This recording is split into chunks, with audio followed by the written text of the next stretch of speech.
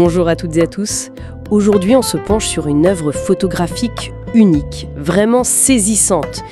Multitâche de Fawzi Deman. Imaginez un ciel, mais pas un ciel vide, non, un ciel strié, traversé de fils électriques. Une image forte qui évoque un peu toutes les pressions qu'on ressent aujourd'hui. L'idée, c'est de décrypter ensemble ce que cette photo nous dit, ce qu'elle révèle sur notre époque, sur la fragmentation de l'individu. Alors, on y va, on décortique ça ensemble. Bon, d'abord la photo elle-même. C'est du noir et blanc. On voit le dos d'un homme, plutôt âgé, on devine à sa silhouette un peu voûtée. Il porte un chapeau de paille. Le cadrage est assez serré et il est un peu décalé sur la gauche. Ça crée une sorte de... déséquilibre. Oui, une instabilité visuelle. C'est ça. Mais ce qui saute aux yeux, évidemment, c'est ce réseau de fils. Des fils électriques tendus partout au-dessus de lui. Et ce choix du noir et blanc, il n'est pas anodin. Ça épure complètement la scène. Ça nous force à nous concentrer sur l'essentiel. Le rapport entre cet homme et cet environnement de fils. Ça donne une ambiance particulière, non? Oui, une atmosphère contemplative. Presque mélancolique en fait. Et la lumière aussi, elle est assez douce, diffuse. Ça accentue ce côté introspection, cette charge mentale qu'on devine. Justement, cet homme, qui est-il? L'analyse suggère que c'est pas juste une personne, c'est... Un archétype. une représentation de l'individu contemporain, quoi. Sa posture courbée, ça évoque le poids des responsabilités, c'est assez clair. Tout à fait. Et le chapeau de paille ? C'est intéressant ça. Peut-être un symbole de tradition ou de simplicité qui contraste avec tous ces fils. Oui, une tension entre tradition et modernité, peut-être. Et le fait qu'il soit de dos, anonyme.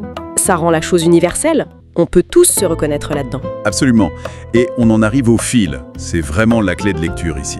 Ce qui est fascinant, c'est cette superposition de sens que Deman arrive à créer. Au premier niveau, on voit des câbles. C'est l'infrastructure, le côté technique. Niveau dénotatif, purement descriptif. Oui. Mais très vite, on ressent autre chose. On ressent l'enchevêtrement, la surcharge. C'est là qu'on passe au niveau connotatif. Ce ciel au-dessus de lui, ce n'est pas un espace de liberté.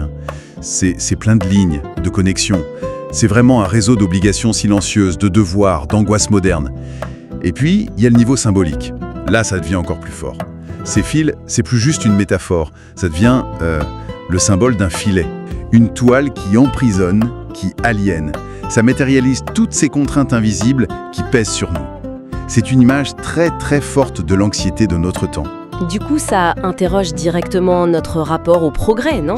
Ces fils, symboles de technologie, de connexion, censés nous simplifier la vie, mais ici, ils apparaissent plutôt comme une source d'oppression, de complexité.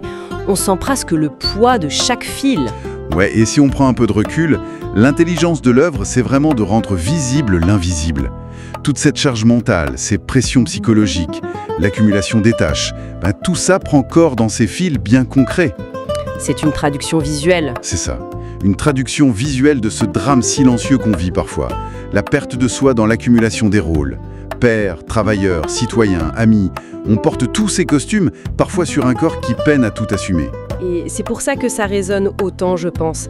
C'est universel. Ce sentiment d'être submergé, débordé par toutes ces exigences, ce n'est pas lié à un endroit précis. C'est une expérience humaine très moderne qu'on retrouve un peu partout. Alors pour résumer un peu, multitâche, qu'est-ce que c'est ? C'est une sorte de photographie symptôme de notre époque, avec des éléments très simples, finalement un homme, des fils. L'artiste nous fait méditer sur la complexité de nos vies, le poids des responsabilités multiples et cette anxiété sous-jacente. Il arrive à donner corps à quelque chose d'impalpable. Tout à fait. Et ça soulève une dernière question peut-être pour ouvrir la réflexion. Au-delà des pressions qui viennent de l'extérieur, symbolisées par ces fils, est-ce que l'œuvre ne nous interroge pas aussi sur les contraintes qu'on s'impose à soi-même ? Finalement, est-ce que ce ne sont pas parfois ce qu'on tisse nous-mêmes dans notre propre tête, en essayant de tenir tous ces rôles à la perfection ? C'est une bonne question. Voilà, une piste de réflexion pour chacun.